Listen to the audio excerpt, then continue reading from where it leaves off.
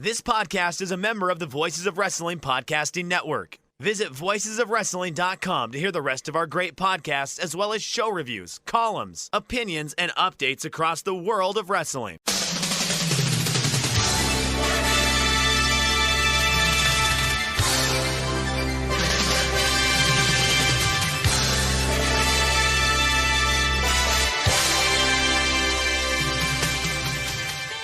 Hello everybody and welcome to the Super J-Cast presented by MyBookie. I'm Joel Abraham, joined by Damon McDonald. How's it going, Damon? We are wonderful. We are in the middle, not even in the middle. We're not even in the middle yet of G1. And it's exciting and fun and people are talking and the buzz is out there and it feels like we have real pro wrestling with fans and great matches and plenty to talk about. I felt like it was a really great wrestling week, and again, it just started. So, I think it's needless to say, we're pretty pumped up for it. We're excited. We hope that you are too. Why wouldn't you be? Because, again, if two nights are any indicator, we are in for a fun autumn G1 season. Let's start off with a question, two questions from Luis, who says, how's Gaming Joel doing with Final Fantasy VII? Has he started it yet? And Vase Collector 420 says, would Avalanche ever sign a contract with Shinra and then continue to try to bring them down under contract? This question is about Final Fantasy VII and not the WWE Raw writing. Damon, I know you haven't played it anymore, but I think the listeners deserve to know how my game of Final Fantasy VII is going. Having a lot of fun with it, actually. Really enjoying it. Sit down, try and set aside 1 or 2 hours every evening to play it. I've just escaped from the desert prison by winning a chocobo race. So just a little sneak preview of something you've got to look forward to when you start playing, Damon. So yeah, I'm having a lot of fun with it. As for the second question, would Avalanche sign a contract with Shinra? I think that would be the smart thing to do for a bit of guerrilla warfare.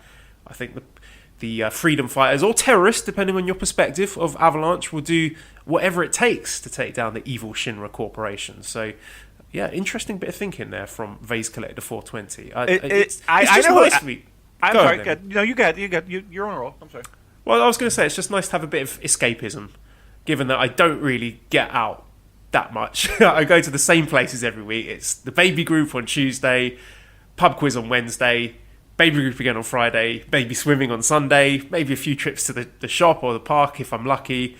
So it's nice to have a little bit of escapism of an evening to enjoy the world of Final Fantasy VII. And also I've been watching a Japanese TV drama series called Hanzawa Naoki, which is about banking.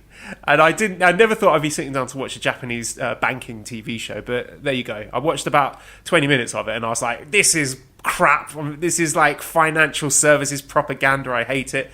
But I stuck with it and it's really silly. It's pretty camp, but I've enjoyed it a lot. So again, I don't know if that's the sort of thing you would be into, Damon, but it does offer a really interesting insight into the world of Japanese business, because it's a bit of wish fulfillment. There's a bit of fantasy going on, like the office worker yelling at his boss, like the sort of thing that you probably wouldn't do in real life.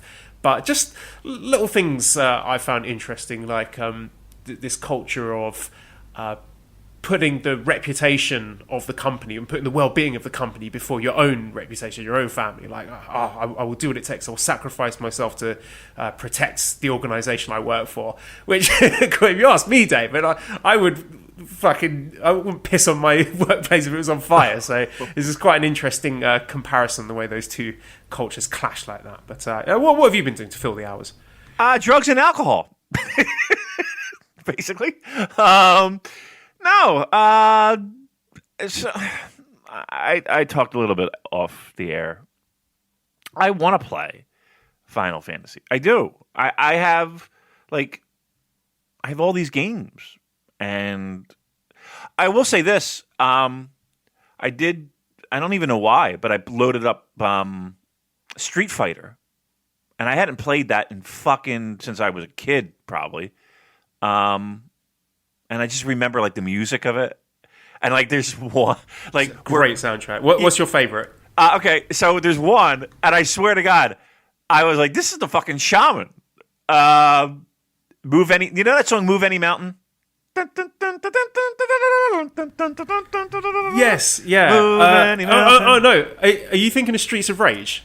Is that Streets of Rage or Streets of Rage? Yes. Right, so Streets of Rage 2. Okay, yes, this is stage 4. Yes. The baseball stadium. Yes. Yes. Right, that's a really famous soundtrack, Yuzo Koshiro, and he was heavily influenced by that kind of music. So you can actually, there's some fascinating videos. There's a radio show of him that our listener Bash sent me where he talks about his musical influences, and it plays them together. You get little clips of the soundtracks from Streets of Rage 2 and then the track that inspired it. But yeah, Moving Mountains, that is exactly what inspired it. Oh my God, that's awesome, because that's exactly what I heard. I was like, I hope they fucking are getting royalties for this. I was hoping EMF would show up somewhere. So I popped that on, and that's just like like 3 buttons, you know what I mean? So I could handle that. Like, it was fun. Like I was like, oh my God, okay, I'm beating them, and the German suplexes. Holy shit! I was like, oh fucking the nail. So that was fun. So I would go back to that, but I do want to. I want to play them all. I want to play everything, but I'm just not fucking. I'm in this mood, Joel, where I can't do anything. Like I'm really feel like I'm stuck. And I just can't fucking move to do things that even the things that I really want to do.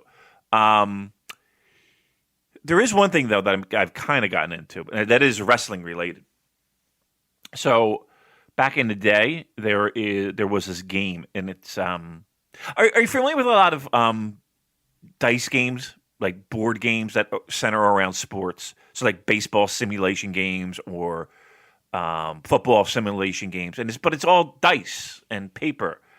Well, back in the day, there used to be a wrestling game that you would get in the After magazines, and it was based off of all real wrestlers, and you got these cardboard cards that represented wrestlers, and you had to roll this to do this. And well, for whatever reason, I just remembered this fucking game. It was called like Superstars of Wrestling, or Wrestling Superstars, one or the other.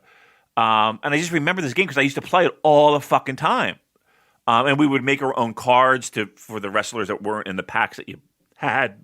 And I just remember this fucking game. And then there's like an online forum about it. I was like, I couldn't believe it. Again, it's the internet. There's something on everything. So I kind of dug into that. And then I found a place online where you could download every fucking set. So now I downloaded every fucking set. And then I stumbled across a dude made it turned it into like a computer version of it. So it's literally the card game, but it's all computer based. So you're not carrying around 900 cards and pin charts and shit. So I was playing that, and I had a mini tournament that Ivan Koloff won. That sounds great. So what, you can't sit there and say, "Oh, I haven't played anything, I haven't done anything." That sounds terrific. I think you are that was 5 being minutes. too hard on yourself. that was 5 minutes. In terms of your, well, it's better than nothing, isn't it? You're not staring at a wall. And I will say this: I am doing so. I do have a big project that is sucking the life out of me, and also I just can't wait for it to get done. So I'm turning my garage into a bar. So wow. Yeah. So we're cleaning out the garage, and as I look outside my office window, there's a dumpster in my driveway full of wood and garbage and insulation and shit. And we're buying a shed to put the shit that should go in the garage. And we're doing it. It's happening. I'm turning it into a bar. Like not like a place where you would go and buy, but like a place where people, like my friends, can come hang out and fucking drink and watch games and be stupid. Because I'm sick of everything. I'm sick of everything. I'm sick of people not wearing masks. I'm sick of fucking people being assholes. I'm sick of everything, and I just want to be there. That's all I want anymore. That's all I want. I just want, you know what I want? I want Wrestle Kingdom to have people there to watch Wrestle Kingdom, because I know I'm not going to be there. So I might as well get to the second best thing, and let's do that. That's my goal, is to have this thing finished by Wrestle Kingdom. Yeah, see if you can get some Zimas in. Relive the good times. Have you thought about any snacks? What kind of treats are you going to have stocked at the bar? Is it drinks only? Well, it's mostly drinks, but I mean, I would say you got to have some nibbles, right? You got to have some little crisps. So yeah, even Cheryl was like, I want to get you one of those, little clip things for the whole little tiny bags of chips. But no, I mean you're my man on that. So I think there should be a wide variety of stuff. So I have to look into that. But I'm excited. I mean, I think I had a breaking point where it was just like, because we have stuff that's open now, Joel, but it's like you can only stay for an hour and there's only 25% capacity and you can't sit here, you can't do this, and I understand it's for public safety, and I'm all for that. But then you have people that decide that, like, it's fine if everybody complies to that. It's not as bad. But then you have assholes who have to push the limits, and it's just an awkward situation. And you're just like, I don't want to deal. I just want a fucking beer. I just want a fucking beer. I want a fucking beer and not have to sweat my balls off outside. I want a beer just to fucking watch a game and leave me alone and not feel pressured. I just want to fucking relax for 10 seconds. And it's not relaxing. It's not. None of this is relaxing. So that's what I want. I want my bar to be relaxing. Hey, how about G1?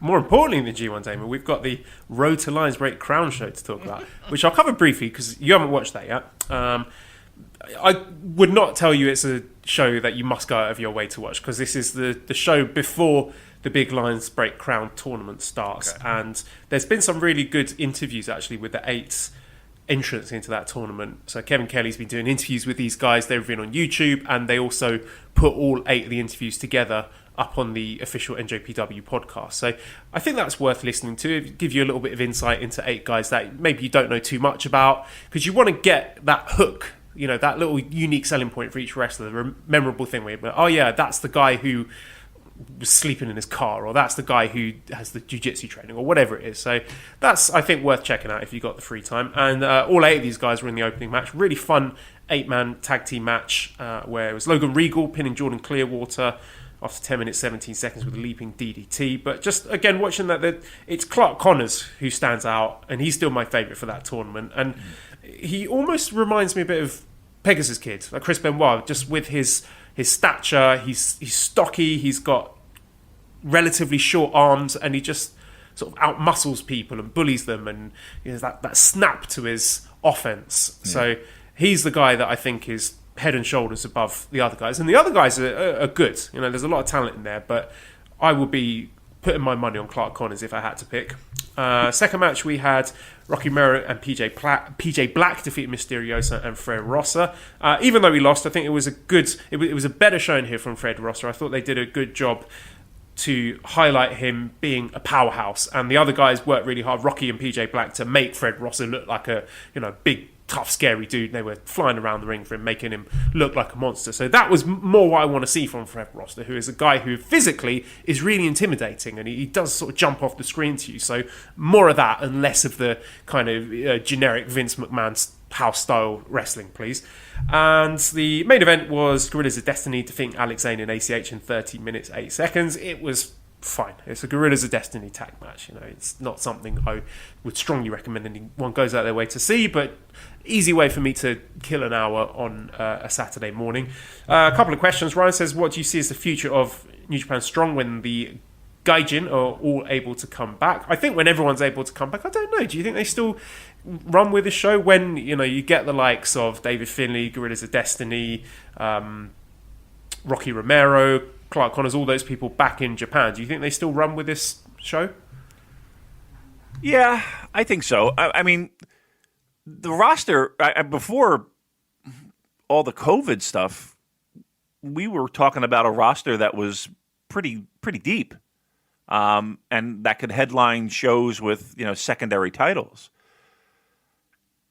If and when we get back to a full roster, I don't know how many spots there's going to be. You're going to look at a ton of fucking 6-man tags, that's for sure.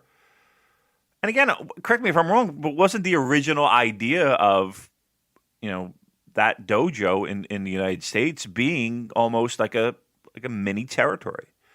I absolutely think there's a purpose for it, and still a purpose for it. I say keep it.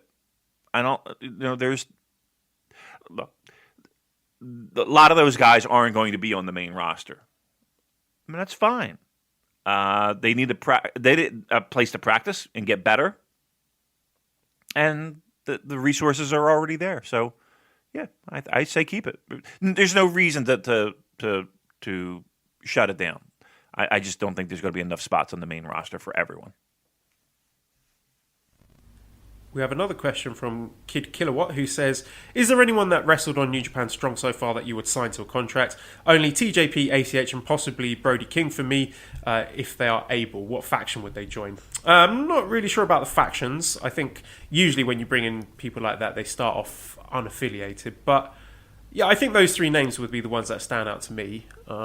Possibly PJ Black, but again, he's not someone that I see. He's not like a must-have, like, oh, you got to get this guy on the roster. But certainly I would love to see ACH full-time, and I think there's definitely a spot for Brody King. Given, as we talked about with the likes of Jeff Cobb, that they have spots on their roster for the big, strong, scary Westerners, like the foreign Hoss type wrestlers. So I think Brody King is certainly a guy who ticks those boxes and has impressed me. So yeah, I would love to see him feature more in New Japan. But there's no one else really that I think has warranted a full-time spot. How about Freddie?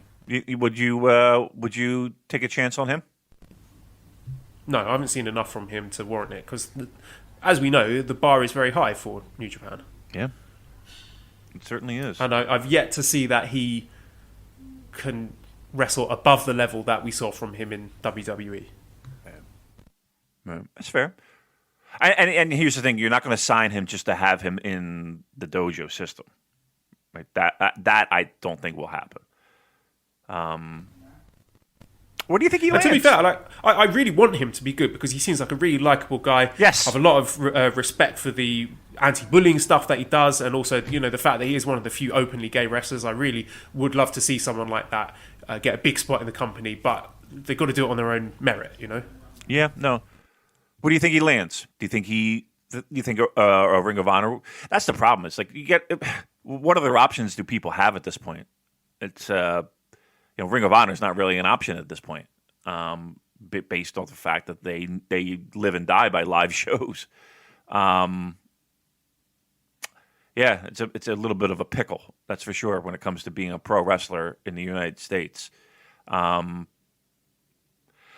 I mean, do you think?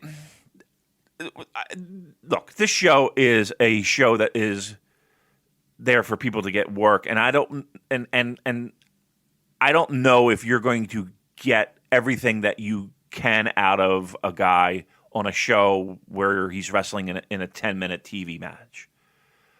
But in the same breath, I don't know how you can give him a 20-minute match to show me what you got. Show me what you got. You know what I mean? Like, I don't. How do you make that happen? So it's a pickle all the way around, isn't it? I don't know. I don't know how you do it, but yeah, I would agree with you in the sense that right now it's not. It's just stylistic wise. I don't know if it's a perfect fit. Well, let's move on to the main course then, which is the G1 Climax. So we started off on Saturday in the Osaka Edion Arena with an attendance of 2,401. First match was Yuya Uemura defeating Yota Tsuji in 6 minutes 57 with Boston Crab. And I really enjoy Yota Tsuji and his Louis XIV aesthetic he's got going with the big fluffy hair. I like it. It looks good. And just every time I see these singles matches, and I know we say it time and time again, like, oh, this is the best cast of Young Lions ever. I am so impressed, particularly with Yuya Uemura, who just seems to improve each time I see him. He's got star written all over him. Yeah. He's good looking, great body. His work is amazing. So it's just sky's the limit for Yuya Uemura, and I'm excited to be able to see him in lots of singles matches on this G1 tour.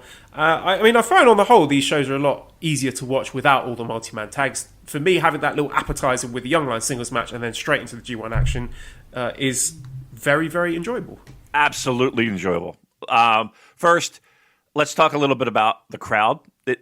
to me, it felt like this felt like a real show. You know what I mean? Not once did I feel like I was seeing a half-empty arena. It looked. I mean, you gave a number of 2,000 and change. It looked like there was more than that, and I don't know what they did with the crowd or how they. It looked like there were a lot of people, and that felt good. And you could see it on a lot of the returning wrestlers' faces.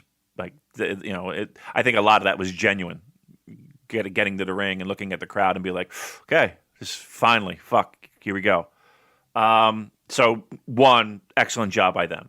And I know we're in a world where we can't scream and yell and cheer. Even then, the clapping, the stomping, and there were moments where there were gasps and small cheers that you could hear audibly. Good job by the crowd. Second point that I wanted to bring up before I got to the actual match. I know technology is a weird thing, and I know that sometimes you can't do it. You can't get all the knobs and the fucking wires to make it happen. I gotta be honest with you, and I don't live and die by it by any stretch of the imagination, but I appreciate it when it's there, and in many cases, it adds to my enjoyment. I think it's very disappointing that there is no live English commentary for any of these shows. I think New Japan, you had a long time to figure out how to make this work. And the fact that up until the last moment, from what I understand, that was pulled off the table. That is not a great job. Now, again, that might not even be New Japan itself. It might be TVSI. I don't care who's responsible. I just think that's we should have been able to figure that out for G1. We really should have. And I think that's a terrible misstep. That being said, I think English commentary will be uploaded throughout the week. But again, you people want to watch this shit as it happens. These shows are wake up early shows. Drag your ass out of bed shows. People look forward to it every fucking year. It's the second biggest thing on your calendar. Fucking make it work. Christ's sake. I love the layout of these shows. One Young Lions match that we'll see continuous throughout this whole entire tournament, right? We're going to see the same people in there. So you can almost kind of say, keep a record of who's getting the better hand and that makes it interesting. I like the fact that there's sprints. They're not boring. None of them are boring. I like the whole crop. You know what I mean? There's not one guy where I'm like eye rolling, like, ugh, I got to sit through this fucking guy. None of them. I really can't think of one negative thing about having these Young Lions open a show and then jumping right into the tournament matches. I don't have to sit through multi-man tags. I don't have to sit through, nonsense that I know I'm going to fast forward through. Like, Joe, this whole entire tournament, you're not going to see Taguchi. You know what I mean? And that's not a knock at Taguchi, but I want to see the tournament matches. And I don't have to sit through a multi-man with tens on and fuck. You know what I mean? This is sweet spot pro wrestling. Match was good. Match was really good. Solid. And a great way to kind of, it's an appetizer for what we were to see later on in the evening. That's all I could ask for an opening match, and we'll see a lot of it, and I'm excited for it. That brings us on to our opening G1 climax match in the A block, which was Will Ospreay defeating Yujiro Takahashi in 7 minutes 34 seconds with a Stormbreaker. We don't have to keep doing this conversation before every Will Ospreay match. As I said all along, you draw your own line in the sand with Ospreay. If you skip his matches or not, that's up to you.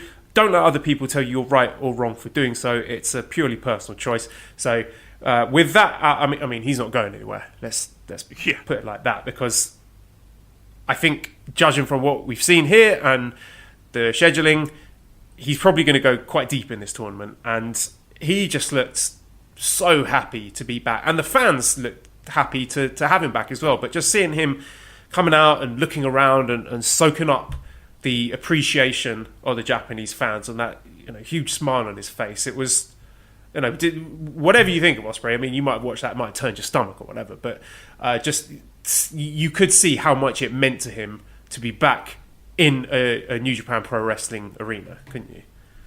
Yeah, I the one thing I thought of seeing him come out, and you're right, I think the reaction was genuine, was the interview that he did at G1 in Dallas, where, listen, I asked the hard-hitting questions.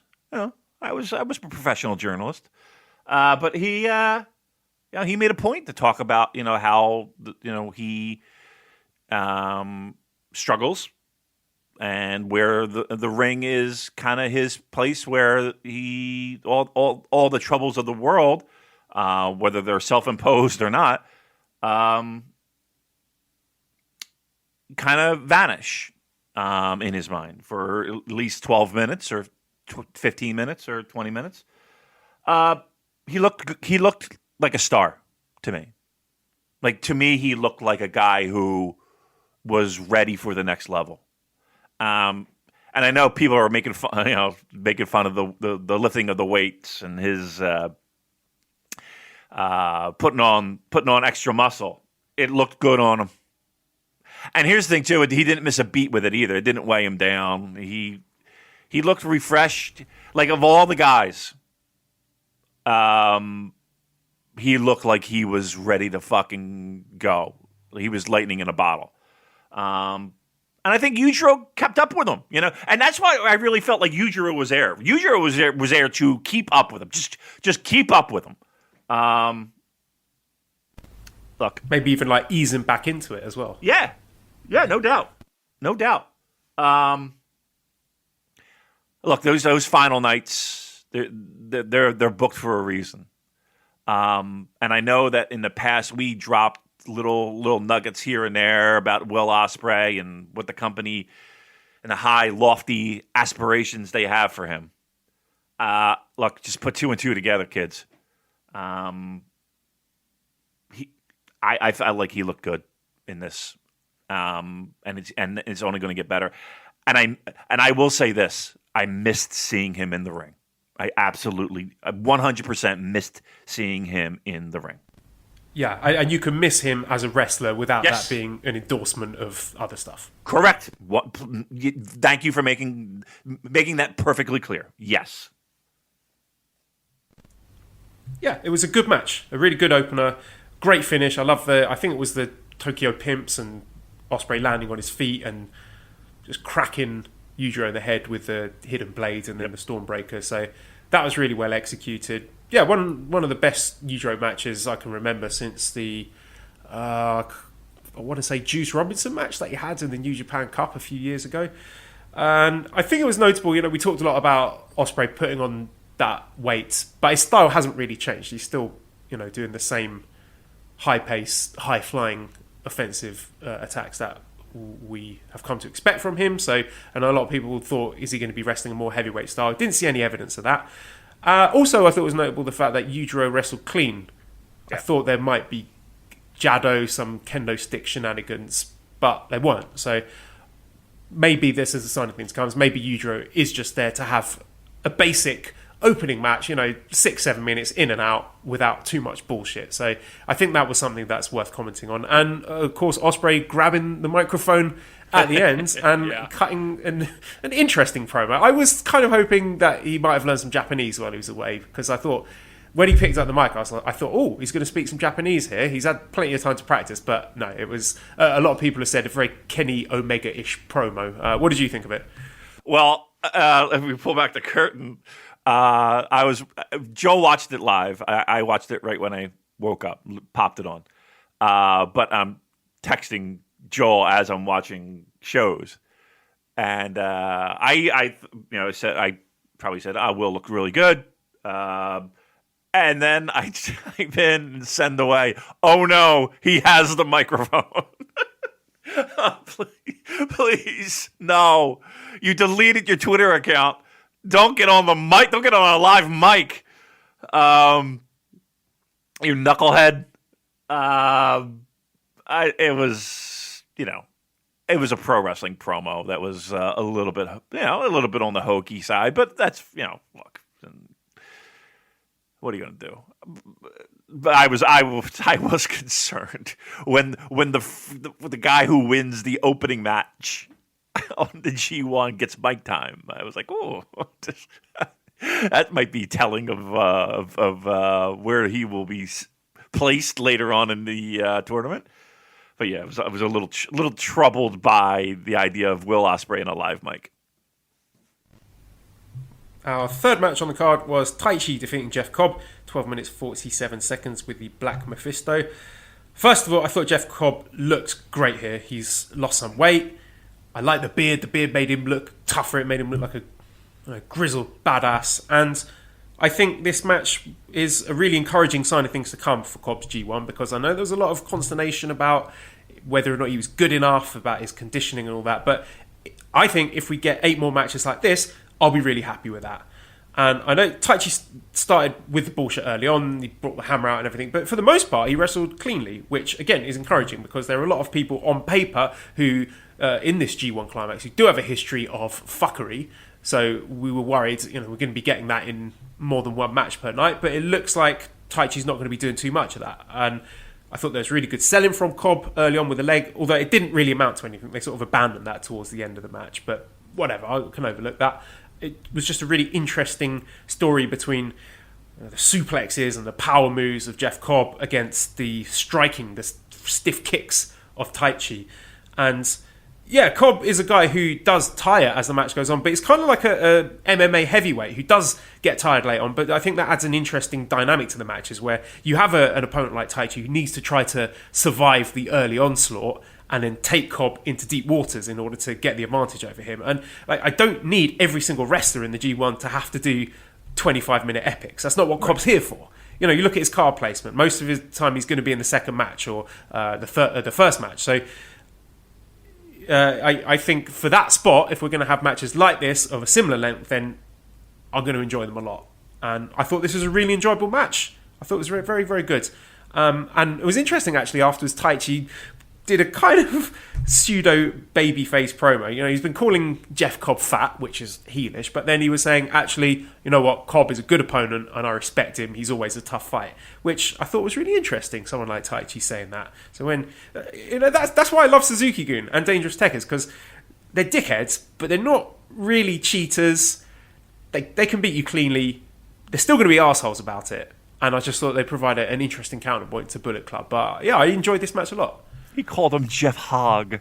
Oh, that's not nice. Yeah, I don't know what the Japanese word is. It's not exactly hog. I don't know. I'd have to check with someone who speaks the language. But that's like the approximate translation they've done. But yeah. Jeff Hogg. That's sad. That's terrible. Yeah, when Jeff Cobb came out with the beard from a distance, you put a hood on him. He looked like Steve Williams a little bit. So Gary Albright. Yeah, Gary Albright. Yeah, that's a good one too. I like Jeff Cobb. I don't know if there's a narrative out there. I don't know if people give a shit what I think. But I'm going to be clear. I do like Jeff Cobb. I just think that he, in many cases, needs the right opponent. And you're right.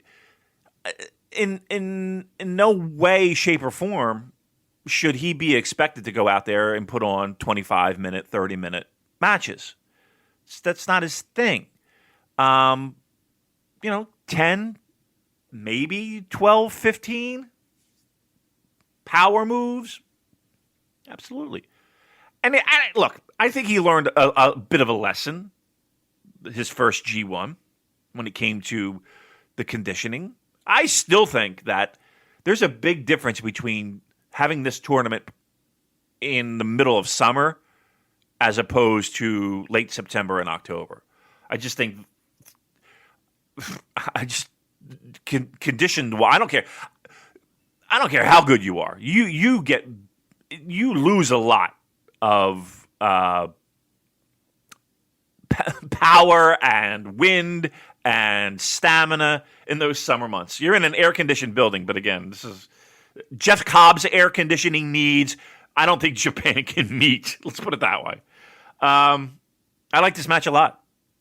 And I did see the post-match promo from him, from Taichi, talking about, I'm not the same guy as I was before. And we've been saying it for months, that he's not the same guy. I just don't understand people who want to, I don't know, just stuck and can't see. I think people hand-waved him long ago, and they just are unwilling to give him a second look. But I really think they're missing out. I look forward to Taichi matches just about as much as, any other upper mid-card guy. Let's put it that way. I'm not fast-forwarding Taichi matches. I think this match was better than their previous match that they've had together. I wouldn't say this was my favorite match on the show by any stretch, but I would not call this, even average. I thought this was very good for what you could argue as two guys that are stylistically not compatible. Like Taichi's not going to be the big bump guy that it feels like Jeff Cobb needs. But I liked it. I liked the match, and I think Taichi, again, I hate to beat the dead horse. He's not the same guy that he was 3 years ago, 4 years. You're going to see some bullshit, of course you are, but I think you're going to see more of this than you are going to see bullshit, and that makes me want to watch his matches even more. Yeah, that's right. When you get deep into Taichi matches and he's just kicking the crap out of people and dropping them on their heads, I think it's just not engaging with good faith for people who just sort of hand wave him and say, oh, Taichi bullshit, because that's not what he gives you in 90% of matches. So I'm glad we're on the same page there. Speaking of people beating the crap out of each other, the fourth match was Minoru Suzuki defeating Tomohiro Ishii in 13 minutes with a Gotch-style pile driver. This, where do I start? Just pure ultra-violence that made my heart sing. And when this match was going on, I was jumping off my sofa and thinking, this is the real G1 climax. Yep. This is a real thing. Yep. We've had a lot of wrestling that is in a New Japan ring and it says it's New Japan wrestling, but it doesn't look like New Japan wrestling. It doesn't feel like New Japan wrestling. But this was the moment where I'm like, fucking A, we're back. 52-year-old Minoru Suzuki beating the piss out of people. This was two old stags battering their heads together until one of them can't get up anymore. And Ishii, we love him. He isn't the strongest, he isn't the toughest, but he never backs down from a fight. And here he picked a fight with someone who hits harder than him. It kind of reminded me of the 2013 Shibata Ishii match. It had the similar sort of frenetic, violent energy to it. And it is one of those matches that make you forget that you're watching scripted pro wrestling. Like those clean, crisp, vicious strikes that just echo through the arena. They snap through the arena like a rifle. And just great selling from both guys, particularly Ishii when he does his wobbly legs. Just tremendous stuff. Brilliant way to reintroduce the never champion. Let's not forget, he is the never champion. Suzuki, back into the G1. I'm delighted he's back. This was match of the year level stuff. I loved it. Fantastic, right? I mean, this made you feel... It made you feel good. It made you feel alive.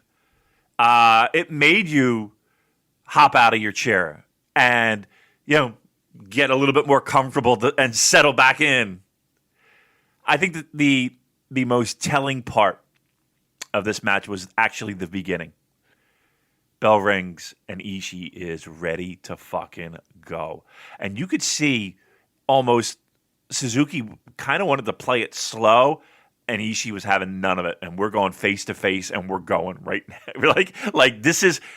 It was almost as if Ishii was like, "This is not New Beginning. This is not Dominion. This is not This is motherfucking G1, and this is where I shine. So here's how this match is gonna go." And he went. And Suzuki was like, all right, let's fucking go. It reminded me a lot of their Rev Pro match, if you remember back a few years ago, where they headlined and they were smacking the shit out of each other. Yeah, this was as close to, if not a 100% perfect G1 Ishii Suzuki match.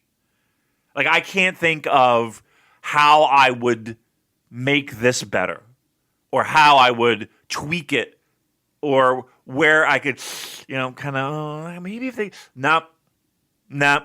This is exactly what I wanted from these two.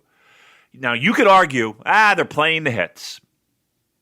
They're going out there and playing the fucking, yep, great. Give me the hits. Especially in this moment, with these two, I want the hits. Yeah, I don't want fucking nuance. I don't want you doing a 20-minute fucking guitar solo or you put me to sleep. I want the fucking hits. I want to jump up and down with my mates. I want to have a couple beers. And I want to scream at the top of my fucking lungs. That's what this was. So, yes. I mean, I'm not going full fives. And I know we don't do stars, but I'm doing stars. I didn't go full 5. But this was in a solid mid-range 4. And it gave me everything that I wanted in a Suzuki Ishii match.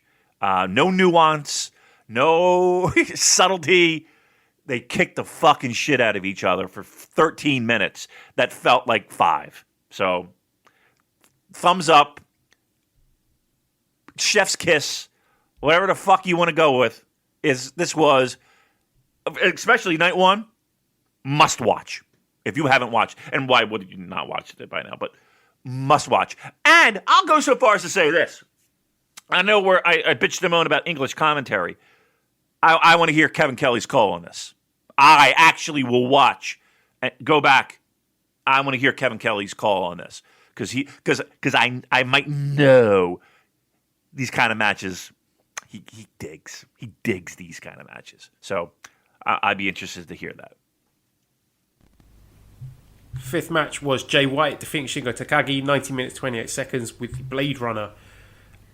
I know I said it when we saw him on Strong, but it's just so great to have Jay White back. Now he's in Japan. I said before, he's one of the few wrestlers I think who's making the most out of the clap arenas. And I know they've got this funny thing now with the humming boos, which I thought was really amusing. But I like the way Jay White was fucking with the crowds and saying, come on, applaud for me, clap for me. So, and like mocking them with getting the claps, the clap chants started. Yeah. And I know Jay White's style is controversial. It's very divisive because it does feature long control segments, but I think he does those better than nearly everybody because he will go after a body part. He'll do it with precision and ruthlessness and a real variety of creative moves. He seems to have expanded his moveset. And there's also a really nice ebb and flow to the matches where it kind of feels, this is a weird analogy, but like he's trying to keep someone underwater and then they'll pop up occasionally gasping for air and give a little flurry, but then he's back stuffing their head down the toilet. And then you add to that all the trash talk and the shit housing, and to me, it's very, very fun to watch. And this match was the epitome of the Jay White match, as he just mercilessly went after Shingo's back, and it was great. Shingo's selling was brilliant. I really, really enjoyed it. My heart did sink a bit with a ref bump towards the end, and I do hope it's just Jay White that's doing this in this block. I'll be okay with that. If it's just for the A block, 1 match per night, fine, whatever, I can live with that. But the fact that Shingo got the visual pin, I think is significant. I don't think all of Jay's opponents are going to get that, so hopefully there won't be a ref bump in every single match. In spite of that, I thought it was a very, very good match that serves its purpose, re-establishes Jay as a top guy, one of the favourites for the G1 Climax. I love the match. I thought the match was brilliant. I thought Jay White, we talked about Ospreay being a star. I thought Jay White felt like a star. A welcome return. And sorry, he looks fucking tremendous, doesn't he? Yep. With the beard and his body just sculpted to perfection and the way he carries himself now, he just oozes that star power. No doubt. He felt like a star entering that ring. He felt almost like he leaped over where he was before when it came to that and being comfortable in his own skin and just being this person. I thought Shingo did a fantastic job selling offense, power, speed, crispness. Loved it. And then we got to the ref bump. Now, I know people get upset when it comes to the ref bumps. And I'm one of them. Here's what I'm asking. We all know Jay White is a heel. We all know Jay White is a conniving cunt, shall we say. We all know that Bullet Club is a faction that will do anything in its power to get a win. Is there nothing that we can do in the ring other than a ref bump to get that point across? Do we have to see Red Shoes flop around every Bullet Club match? Is there nothing creative? Is there nothing in the world of pro wrestling bag of tricks that we can delve into that can establish Jay White as a heel without a ref bump? Because here's what the ref bump does. Sometimes the ref bump works. And I'll give you an example. The Zach Evil match, where I felt like it worked. And then there are other times where it just takes you so far out of the match and deflates the balloon so much that it's hard to get back into. And the problem is that it is every single show. I would love someone to go through 2020, top 4 matches, and I'd be curious of the Red Shoe refereed matches, how many of them have a ref bump? Somebody's got to say something at this point. It's beyond ridiculous. It's turning people off. I'm all about establishing a heel character. Do we have to get the referee involved with it every fucking single time? I feel like, and I could be dead wrong, this is what I feel like, though. There was a certain point where Red Shoes got over with everyone, and everyone kind of enjoyed the idea of him being this referee with charisma and charm and the facial expressions and all of it.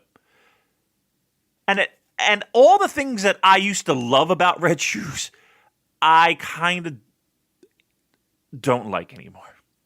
It's kind of like the girlfriend or the boyfriend where they have little quirks and they have little things that make them cute or adorable or funny or that you think, oh, this makes them a little different. And now you live with them for 2 or 3 years and those quirks become annoyances. And that's where we are. I don't want to see another ref bump because I think we've gone to the point where we've gone to that well so much that they've lost all meaning. Like if you do a ref bump, Joel, occasionally, it has more significance. It has more meaning. It has more importance. We see it. Joel, how many times do we see a ref bump? It's madness. How many times? And I know I'm beating a dead horse, and I know people are going to say, well, they do it all the time in pro wrestling, and New Japan's done it. I know that. I'm telling you, I'm sick of it because I see it all the time. Thank you.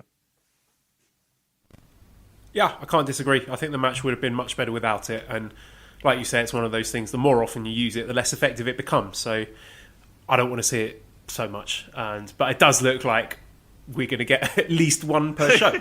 Judging, I think, but I'll be grateful that it is only one per show. So here's again, the this thing. is one of these. I expect it to happen. So when it happens, I'm just like, I roll my eyes and try and forget about it. Right, but that sucks. How did you know what I mean? This was a great match, and that just deflates the balloon. And here's the thing. Here's what I really think. Like, I think there was an effort to make certain people have that element in their matches, and certain people to not have it that you might expect would. But I wouldn't be surprised if that rotates throughout the tournament, where it's like, okay, this night, like you can't do every Bullet Club member having bullshit. Like there would just be a riot. At you know what I mean? There'd be a certain point where you just be like, I've had enough. But I think, Kenta on one night might be that guy, and Jay White has a clean as a whistle match. And, the other night, you just can't have every Bullet Club member with fucking red shoes flopping around all over the place. Bring us on to our main event, which was Kota Ibushi defeating Kazuchika Okada. 21 minutes, 35 seconds with a Kamigoye. I heard that little noise, Damon. Look, this was not a bad match. It was a good wrestling match, but it was by far the weakest of the Okada Ibushi matches that I can remember. I don't think they've got good chemistry when it comes to the opening periods of their matches, because they both fulfill similar roles. They're both the quote-unquote good guys who I think they need another big character to play off of in order to make the first halves of their matches compelling. So this match had the boring first half of their Wrestle Kingdom match, but without the brilliant second half. And just throughout watching it, my observation was that Ibushi looked like he was a clear step ahead. Ibushi was terrific here. He looked stronger than Okada. He looked crisper than Okada, faster than Okada. He looked hungrier than Okada. And he beat him in 21 minutes. That's half the time of their Wrestle Kingdom match. There were no real near falls for Okada. Ibushi, he didn't even pull down the knee pad for the Kamigoye. Okada, as we know, he didn't attempt the Rainmaker. He went for the money clip multiple times. And I don't think anyone really bought that as a finish, despite him using it to take out lower level guys, guys like Yujiro and juniors like Hiromu Ishimori. And maybe that's the point. Maybe we're supposed to see that, it's not effective against the top guys and it's going to have to change. But I think if you're going to have a submission move as your finisher, you need to build up to it. And I think the Kenta Goto match, which we'll talk about later, was a really good example of that. And it just feels like there's a real lack of drama with the money clip spots, because it doesn't look painful. It was really clumsily applied. Yeah. I don't think Ibushi ever looked like tapping. So let's call it what it is. I thought this was a ponderous and disappointing match between guys that we know are capable of better. So that brings us on to the $1 million question. Why was it like this? Now, some people think it's a storyline. It's Okada's annus horribilis. He lost his title at Wrestle Kingdom. He lost the New Japan Cup final. He lost the Never Six-Man Tournament final. He lost the KOPW final. So maybe that's the deal. Maybe he's deliberately wrestling in a different way to tell that story. He said in Tokyo Sports that he thinks the money clip is a better move than the Rainmaker. He said, if you want to see the Rainmaker, then go and watch his old matches. I was talking about this with Manabu. Okada's a guy who can be very stubborn, and he strikes me as the sort of person who's going to do the opposite of whatever you tell him to do. And I just do get the impression that now he's in a I can do whatever I want, I don't give a fuck kind of mode, which he's earned, to be fair. And maybe at some point there will be a big payoff. He's going to bust out the Rainmaker and we're all going to cheer, like when he ditched the Long Boys at Wrestle Kingdom a few years ago. But if that's the case, does the end justify the means? Because let's be real, his matches haven't been great to watch since the restart. We've got other people who think he's broken down. He's got injuries. We saw that G1 documentary last year. We talked about it where he's struggling to walk down the stairs after a match. And some people thinking, well, this is just him adapting his style accordingly. Some people say it's little of column A, little of column B. But, Damon, everyone wants to get the hot take in early. This is one match into the G1. So we've got some people saying, you're getting worked, you idiot. This is the story. Don't you see? And then we've got the other side of the people saying, Okada's broken down. He's worthless. I can't believe you're trying to make excuses for him. He's shit. And I think the correct take is the unsexy one, which is it's too early to tell. I think we need to wait. Maybe wait until the G1's over, or at least see a few more of his G1 matches to see what the deal is. Maybe even just the Jay White match coming up. But until then, I've got to call it like I see it. His matches are significantly less exciting, less dramatic than they used to be. The clap crowds certainly don't help. And I don't think he can tell a slower story match as well as someone like Tanahashi. And to be fair, not many can in the business. I think it's different to the Evil situation, which a lot of people have compared it to, saying, oh, well, you say that it's okay when Evil's doing the shit wrestling because it's telling a story, but then when Okada does it, you're bitching and moaning. I think in the Evil situation, he's wrestling in a particular way to elicit a clear and specific emotional response, whether or not you like that. But I think when people watch these Okada matches, they feel confused and they feel overwhelmed, and nobody can tell me for certain if that's intentional. So where do you stand on the matter, Damon? Well, there's a lot to digest, right? That documentary was a eye-opener, to say the least. And that was only a year ago when that was shot. And it really gave you a perspective of what not only Okada, but really all pro wrestlers go through if you turn a blind eye to that. It woke you up and made you see that a guy who is in his late 20s, early 30s, who is arguably the best pro wrestler in the world, can't get out of bed in the morning and has to get treatments and shots and, can't sleep at night due to the pain that he experiences. I think that Okada has a history and a resume that is unlike just about any other pro wrestler in our lifetime. He's had some of the greatest matches in the past 5 years that anyone has ever seen. And that's Tanahashi, that's Shibata, that's Ospreay, that's Kenny. There is a list of matches that you can go through that would be at the top of just about anyone's list for best pro wrestling matches of all time. Of all time. So the bar is set pretty high. And sorry, Damon, I should point out as well, this calendar year, the back-to-back Wrestle Kingdom 14 matches, Okada versus Ibushi, Okada versus Naito, Great. Extremely high ratings for that. People love those matches. The Okada Naito match, one of the best matches I've ever seen, if not the best match I've ever seen. So, it's not like he hasn't been able to do it earlier on, even this year. Right. Yeah. That style takes a toll on a body, right? And again, as was shown in that documentary. So I think that is a large factor in the sense of I don't think that a human being can keep up that pace forever. And I think that there has to be a point where a pro wrestler says, I can't sleep at night, I can't walk, my quality of life is suffering, I need to change something. Number one. Number two,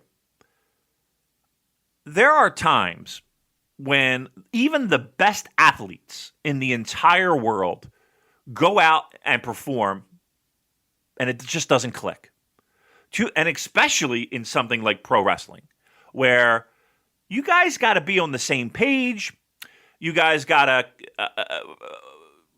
stylistically and working out the mat. There's a lot that can go wrong. And it doesn't always gel. It doesn't always fit with what on paper would look like this should be amazingly great, and it turns out to be, it was good. It was really good. From a match perspective, I would lean heavily on that. It just didn't work this night. Now, could we blame the fact that we don't see 2018 and 2019 Okada in 2020? Stylistically, he feels different. Yeah, I mean, David, like I said, he wrestled against the same opponent in January, and it was brilliant. Yeah. Sometimes it just doesn't work. Now, I will say this. Again, I'm not a big fan of him stylistically.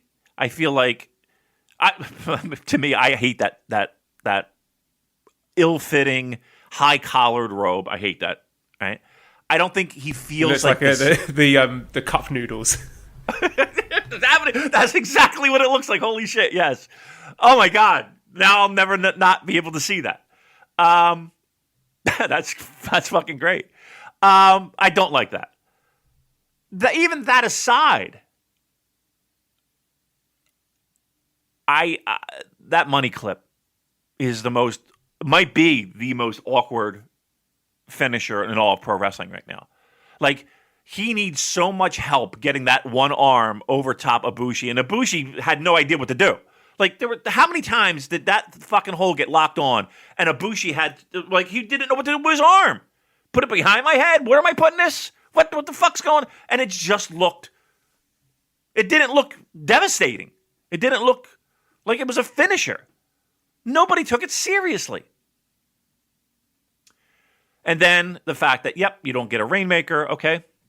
And the fact that you really got a finish that felt like came out of nowhere. With one shot, we're done. Which leads me to think that, okay, this has to be story. Look, again, I said it from the jump. Okada is in a very important match at the end of this tournament. There is a reason for that. Tanahashi even years that he was won, has started out of the gate rough, right? Started out of the gate rough. Losing to Ibushi, if I'm not mistaken, first round. And then wound up winning it. My point is this. I think all of these things are playing a factor. I don't think it is just one thing. And I think Okada has a track record that warrants the fact that I have all the faith in the world that the dude can bounce back. I'm going to chalk this matchup up as it didn't fucking work. I hope adjustments are made to figure it the fuck out later on, because again, his 2020 has not been strong. In fact, let's be honest, aside from Wrestle Kingdom, there really hasn't been a lot to talk about. And this was really the one opportunity that everybody was looking forward to, and it didn't quite deliver. And I think that's an even bigger factor than everything else. 2020 has been a long time, and we've all been chomping at the bit for this moment, and it didn't deliver. And I think that's disappointing, which leads everyone to go back in the calendar and be like, well, that kind of sucked. That wasn't great. No. Okay, I understand we're disappointed. We got a long way to go. Talk to me. Let's put it this way. At the end of G1, if we're still having this conversation, we have a problem. I don't think we have a problem right now. I think we have a match that didn't connect, didn't click. I think there's plenty of opportunity that we'll see from Okada to make up for whatever shortcomings we felt 2020 has given us so far. Mark says, do you think Okada will drop the money clip by the end of G1? I don't think. Here's the thing. Maybe you don't see it until the end. Maybe he needs something to put somebody the fuck away. He needs somebody to put somebody to bed and get a fucking win. And he needs to pull out all the stops. And then you see the Rainmaker. Maybe it's what, absence makes the heart grow fonder? Okay. Maybe this is a case of that, where he's holding out, he's not going to play you the hits. How about that? He's not going to play you the fucking hits. He right now is U2 Pop Tour. How about that, kids? How about that one? Where you're like, okay, this album wasn't great. You're going to play every fucking song from it? Yeah, I want to hear it. This is exactly what this is. I think you'll hear a hit by the end of this tour. Let's put it that way. How much would you bet? That what? There will be no Rainmakers? That we will see a Rainmaker by... Okay, this is why I said the Jay White match, because he's got Yujiro up next, and I think there is a non-zero chance that Yujiro beats him. If he's fucking about with the money clip again and not doing the Rainmaker, I could see Yujiro sneaking a win. And then Okada's 0-2, and he's got his back to the wall. That's why I was thinking the Jay White match. That could be the decisive one where he's like, maybe this isn't working. Maybe I've got to pull out the big guns here and, go back to what brought me all the glory and success from years gone by. Which is why I said the Jay White match. And the reason I'm asking you, Damon, how much you would bet on that is because our lovely friends at MyBookie are the people to go to when it comes to your betting needs. Are they not? They are. Certainly are. I wish they took odds on G1, Joel, because I'm sure many of our listeners would be in. But listen, even if they don't, we got a lot of sports fans that listen to this. A lot of sports fans. And now's your time to get in. I mean, I can't think of it. Premier League, the NHL's giving away a cup in just a handful of days. We got the NBA playoffs right around the corner. It's a winning season, Joel, at MyBookie. It means doubling your first deposit. It means free bets, super contests, survivor pools, and even more. It's at MyBookie. It's a winning season. It's all about your chance to win big. Again, NBA playoffs, we're in full swing. NHL playoffs, cups being given away in a couple days. You want to get on that. Major League Baseball, season's closing up. We're ready to go into the playoffs real soon. We got big UFC fights right around the corner. Look, simple.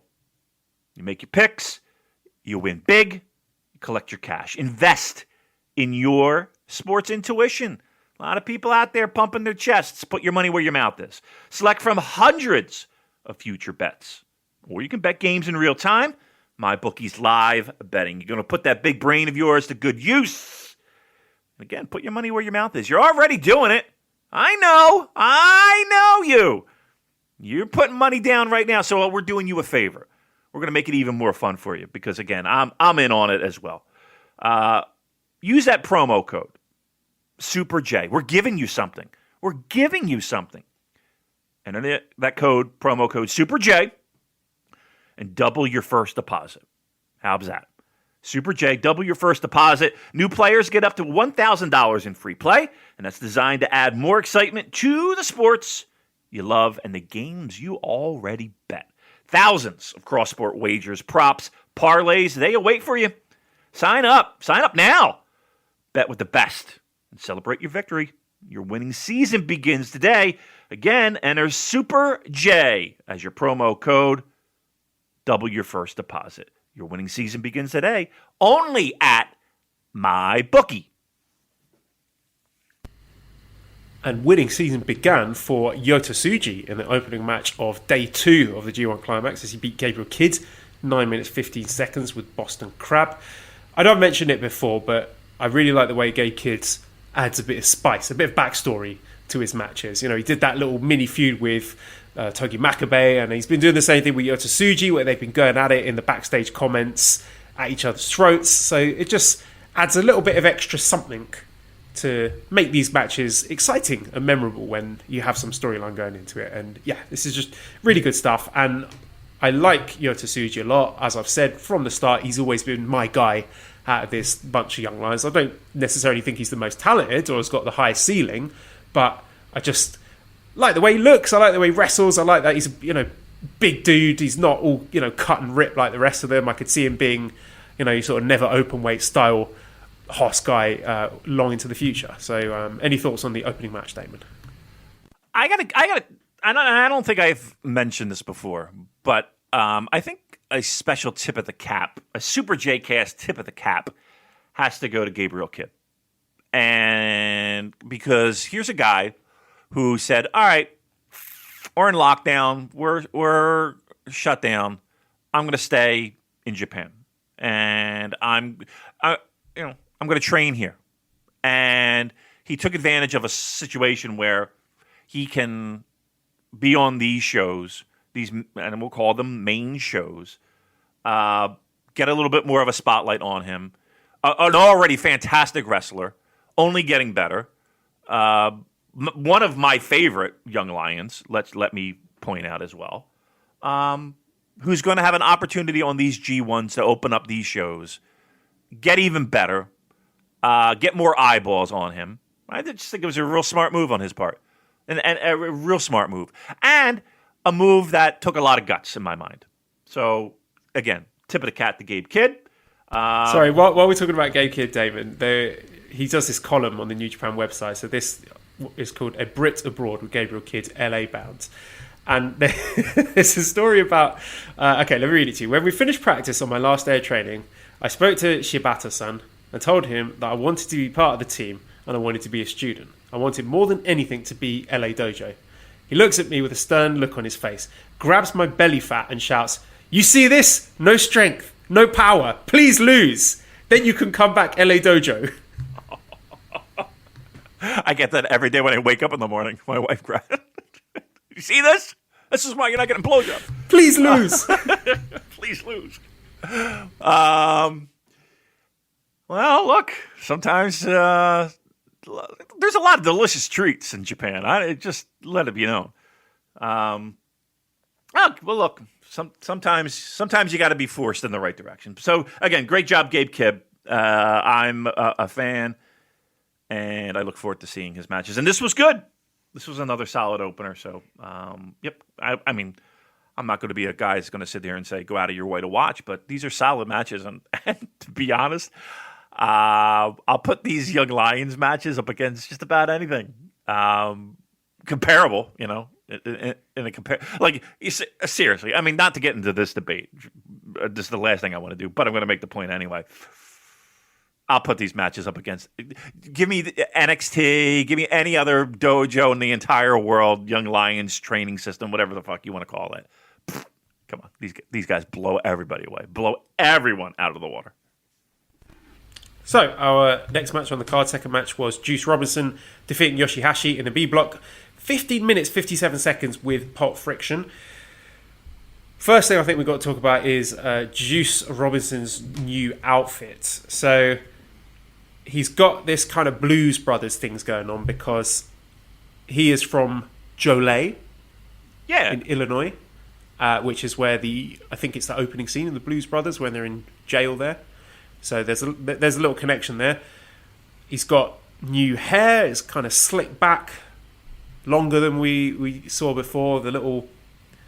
What's the little beard thing called? I don't know. The little goatee? Bit under your lip. Yeah, it's not quite a goatee.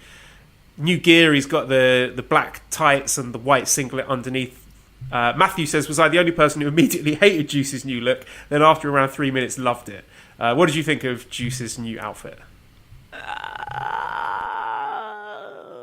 Didn't like it. Very ska. It was that's what first it reminded me of. And Blues Brothers, have a little bit of a ska element there. You ever see the movie Blues Brothers? Dan Aykroyd, John Belushi. I haven't actually seen it, but now I think I should watch it. It's good. It's a classic. Classic late 70s, early 80s maybe movie. Yeah, I mean it's kind of like that day's equivalent of maybe a John Candy and Sidekick movie, or a David Spade, and who was the comedian who passed away? Big guy. I don't know. Whatever. I think it's somebody. I've seen it. It's good. It's fine. I didn't like the look. I like Juice being colorful. I do. I look forward to Juice being colorful. I don't think this was colorful. I thought this was very drab. I will say this. He looked like he put on a little bit of weight, didn't he? Do you mean muscle or fat? Both. maybe. Okay, he definitely had a tan. I don't know. I didn't notice that, but yeah, the singlet was just a bit weird because it looked like a wife beater vest, and I kept thinking like, take off the vest, and then I thought, oh no, wait, it's a singlet, and it's just a bit weird. Yeah, I mean, a lot of times guys wear shirts in the ring because they're maybe not as fit, as ring presentable as they want to be. I'm not saying. I'm just, I didn't like it. I like Juice being colorful. I like the pop of the colors, and I don't know. It left a little bit something to be desired. The look. Again, I appreciate the fact that he's not afraid to change up a look. There's nothing wrong with that, but I don't think this one is the best fit for my tastes. And, what a 40-year-old guy who fucking cares, right? But I was happy to see Juice. I was happy to see him. I think he brings in energy that is sorely needed. And the "We Will Rock You," stomp, clap. Stomp. I thought that was good. I really like that. It brought a lot of energy from the crowd. I think everybody should have their own clap. What do you think of that? Everybody should come up with their own clap, and that's how you support the guy that you. That would be crazy, wouldn't it? Who would remember all that? But yes, the Juice got that one, so he can take that. He can take the easy one. That he came up with the idea. What did you think of Yoshi-Hashi? Okay, well, you're in trouble, Damon, because I know you've got the wonderful nickname, the Bag of Socks, but he's got a new nickname now, which is Ichiban Sweet Boy. Did you see Juice's promo afterwards? I did see that. Not content with beating him clean in the ring and taking 2 points and starting him off on a losing record for the G1, he just goes and fucking murders him with the post-match promo as well, comparing it to the sweet boy working at the Family Mart down the road. He did fucking... That was a burial beyond belief. Yoshi-Hashi. Look, I think he did okay, right? He wasn't... He's fine. He's not as bad as people say he is.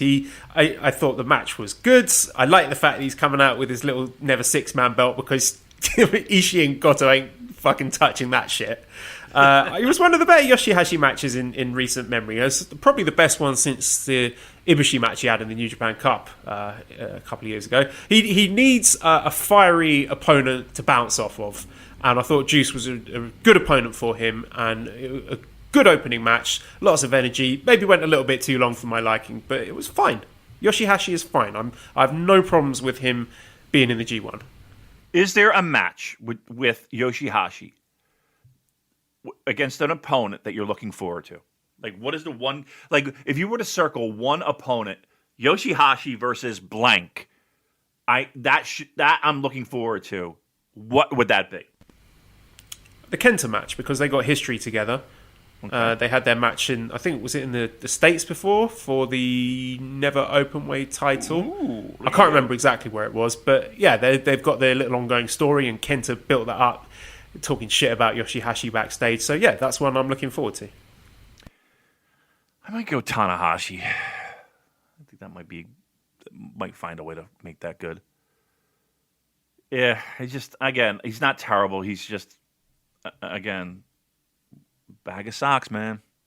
Like you appreciate it when you have it, but it's not something you look fucking forward to. That's for sure. I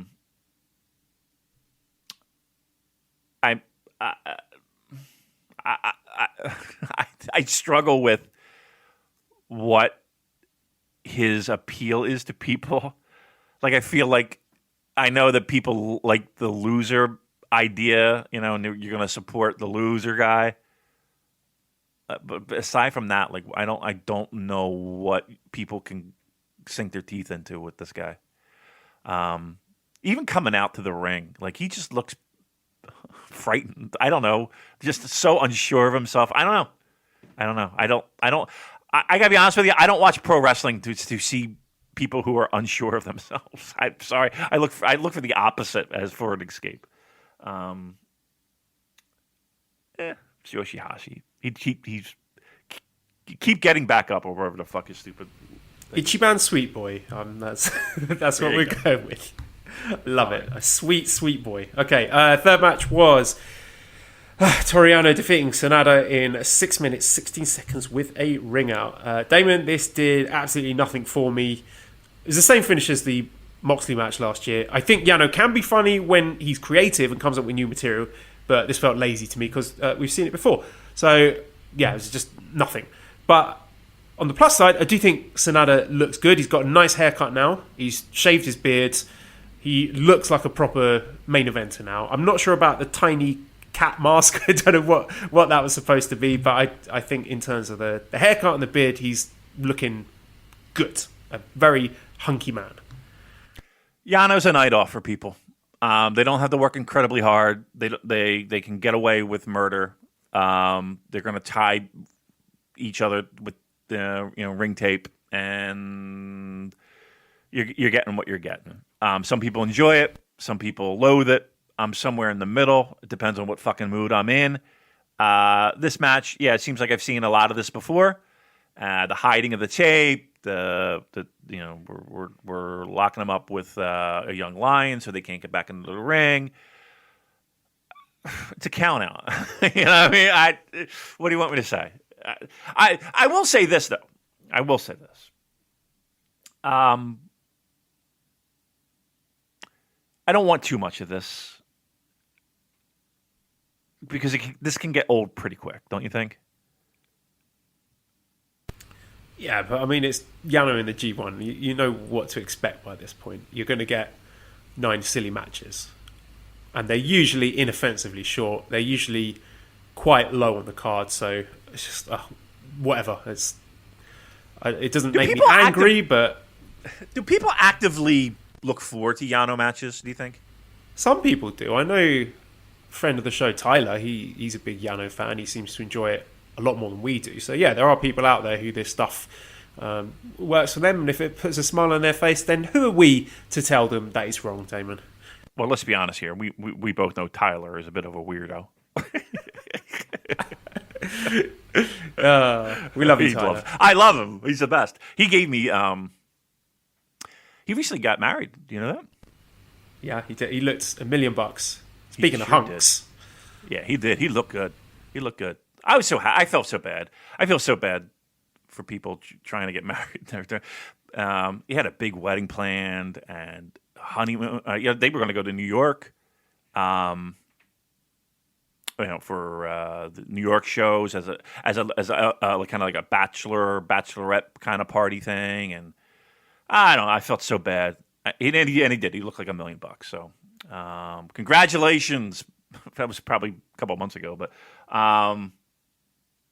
Yeah, I don't know how he transitioned out of that. I'm going to leave that to you. Okay, all right. So our fourth match was Kenta defeating Hiroki Goto with the game over in 17 minutes and 15 seconds. I thought this was a really good match. I thought it was better than their Wrestle Kingdom match because it had all the slaps and the kicks and the hard hitting shit, and it also has a really great submission work for both guys. We had Goto going after Kenta's bad shoulder and Kenta wanting to win with the game over because he used that in the same building to beat Morishima for the GHC title in 2008. Yeah. And I thought, whereas I said that the submission stuff did not work for me in the Okada-Ibushi match, it did work for me here because they put the work in. There was the groundwork early on that made this dramatic, and it was sort of back and forth submission sequences that I thought were very exciting. And there were quite a few times where I thought either guy was going to tap out. There were a few moments where Goto had him in that shoulder move and Kenta nearly got to the ropes, and then Goto sort of rolled over and got him back in the middle of the ring, and I thought, that's it, he's done, but he managed to power out of that. So really good stuff. There was a very, very slight botch at the end when the GTR game over reversal sequence, but I mean, in spite of that, that's a minor quibble. I thought it was a really high quality match, and again, thankfully wrestled cleanly by Kenta. No bullshit, no ref bumps, no interference, because we saw all that on New Japan Strong, and I thought, is he bringing that to the G1 as well? Looks like he won't. Hopefully he doesn't. So big thumbs up from me. I'll make it short and sweet because I know we got two matches that we really want to dive into deep. But 2 points. One, I did like the match. I thought it was really good. I don't think it was a great match, but I thought it was really good. Enjoyed it. And I was a little bit worried going into it. I thought this could be a match that dragged, and it didn't feel like it dragged much at all. Second thing, can we get Kenta a new briefcase? Because the one he has right now is awful. It absolutely looks.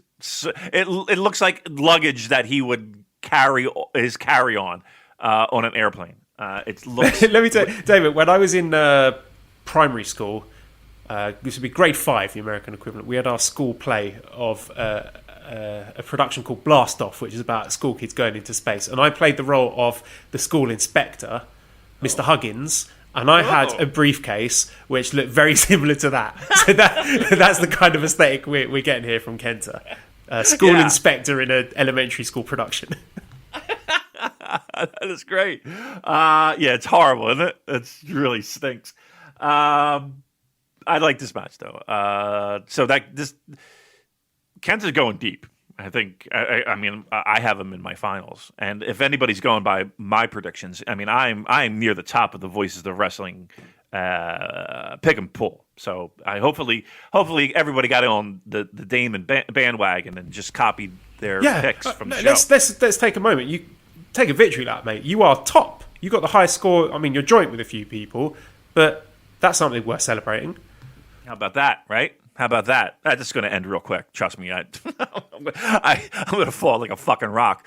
But at least for the time being, I'll take a 2-night victory lap. How about that? And then we'll see where we go. Listen, they got some nice prizes over there. I mean, I don't know why we're hyping it because you can't. You're done if you didn't sign up. Fuck you. You're beat. But everyone can follow along. I was a little disappointed too. I didn't see all the names. I remember last year, everybody had like nice, creative Super J-Cast names. I didn't see too many this year. I'm a little disappointed. I always look forward to that. Oh, well, what are you going to do? Zack versus Evil. That's what we're going to do. Zack versus Evil. So Zack Sabre Jr. with a surprise win over Evil, 40 minutes, 54 seconds with the European clutch.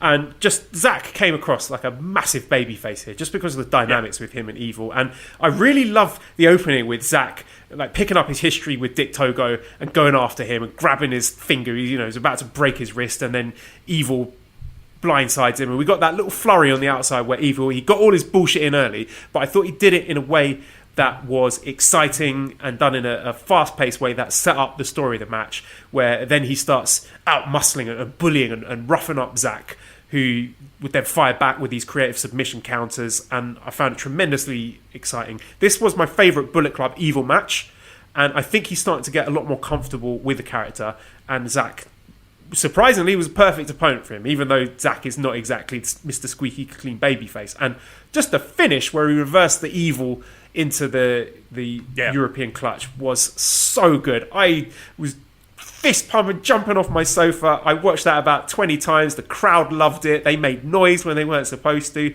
And it just made Zack feel like a huge babyface star. And in as much, I think, showed the value of the Evil turn. Because if you get the same finish against LIJ Evil, we feel nothing. Yep. But against Bullet Club Evil, we're cheering. That got him. So now Evil, maybe his wrestling is not as good as it was under LIJ Evil, but he is eliciting a strong emotional response from me at least, and I think from the fans. That crowd sound from the crowd wasn't for nothing, and that emotional response wasn't there before. Because now I watch Evil, I want this cheating fucker to lose.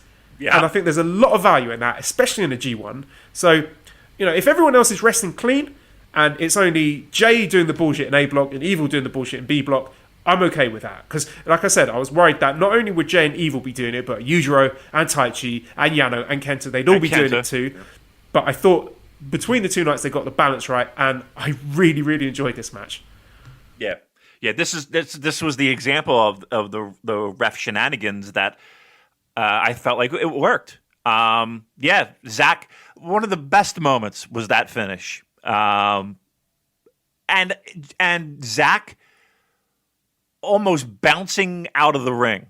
And getting out of dodge, and lying. Sorry, the fact he was lying on the floor afterwards, selling the battering he got from Evil, and Evil's like in the rest face, going, "What? That was only 2." So it didn't make Evil look weak. I thought just the fact that Zack was still selling the beatdown afterwards. And you're right, like all of everyone's complaining and everyone's this guy doesn't deserve to be a champion, and this belt is special, and we're giving it to this guy, and blah blah blah. And again, listen, there are days where I'm on board with that, or was on board with that to a certain degree. I think what they did was they gave a guy a new coat of paint. They made you more emotionally invested. Now, again, they can't do this all the fucking time. They have to pick their spots because it can get old quickly. But here, then, executed flawlessly, I got no problem with it. And I think dare I say, it added to the match. Because here's the thing. I thought the match was really good. I texted you, like when that happened, and I was like, "Oh no!" I said, "Another fucking ref bump," and then literally minutes later after the pin, I was like, "All right, that was actually really good."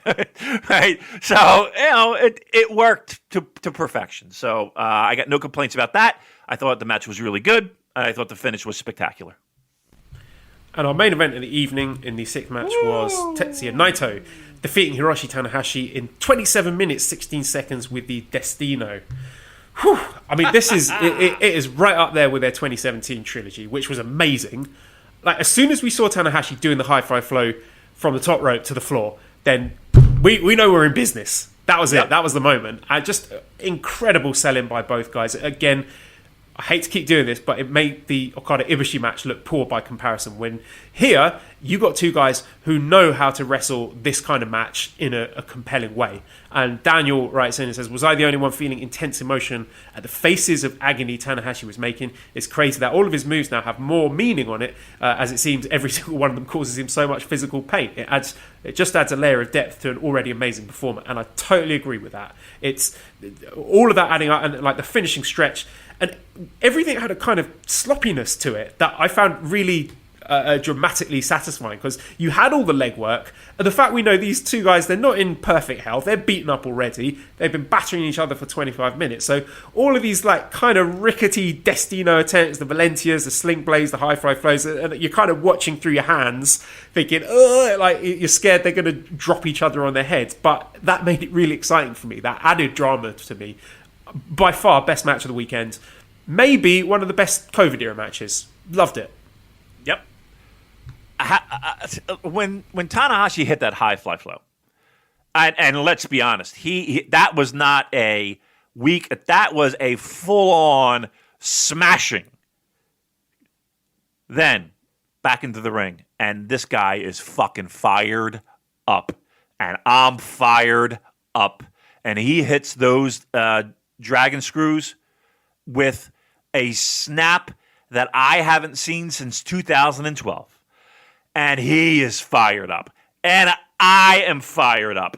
And I am ready to go. And Tanahashi win this fucking match and beat this clown, this champion. And I was all in.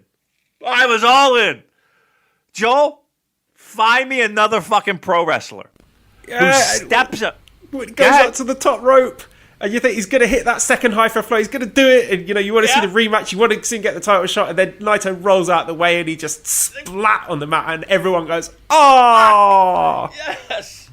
Name me another fucking pro wrestler that steps up the way that Hiroshi Tanahashi does in a big spot. Name me another big time, big spotlight. I have to put on a fucking match to win this fucking show over. Name me another fucking wrestler who can do that. Stop yelling at me, I agree. I'm doing Lanza. You do Rich. This would be great. Name me another one. I am blown away by what this guy, Joel, in his first G1 match. This is the first match of the tournament. Yeah. You got 8 more after this, mate. He put everything into this. And that's a brilliant story in and of itself, where you got fucking Okada sleepwalking through, and Tanahashi is just like, fuck it, opening night, death or glory, let's go, motherfucker. Yeah, unbelievable. How does he? And here's the thing: there is something that Tanahashi does. that I really feel like no other pro wrestler does as effectively as him. Every single, not only move, every single movement means something. Everything. It's an amazing what he's able to do and create in that ring to get you emotionally captivated. I remember when I first talked to Colin Miller, and I was in the parking lot at my work talking about he had some other podcast that I was on before we even did the Purecast. And we were talking about Tanahashi, and it was right around G1. And I remember talking about how he's, held together with fucking duct tape and how he's not going to last much longer. And how long ago was that? 7 years ago? And now I sit here and I'm talking about a match that knocked my fucking socks off. And every year he does it. And here's the thing too. Sometimes I think it's tongue in cheek, and sometimes I think it's, just people being people, trying to get a laugh or get a rise or whatever. But when I see like online discourse about Tanahashi not being good, I'm instantly out. Like I'm out. I can't. That's nonsense. Because if you watch this match and you are not captivated by that pro wrestling exhibition put on by that man, and let's be honest here, Naito held up his end of the bargain. He was no slouch in this match either. He was pretty great as well. But Tanahashi was the story here. And he did it again at his age, at his physical condition, with body parts hanging on by duct tape. He did it again. People are talking about match of the year. People are talking about the best match of COVID era New Japan Pro Wrestling. People are talking about the best match of 2020. Hiroshi Tanahashi. That is a fucking legend. And I'll tell you what, if he's not one of the greatest pro wrestlers of all time, my name is fucking mud. I don't know. Thank you. I got my bite. Interesting you say that, actually, because John writes another question. Even at his age and with his body breaking down, is Tanahashi the best wrestler in the world? And it's hard to argue. Physically, you might have questions on a day-to-day basis. Like, he's not going to give you that match every single day. But in a big spot, in a big moment, he delivers. G1 and Wrestle Kingdom, you're going to get great Tanahashi. I don't know how he does it.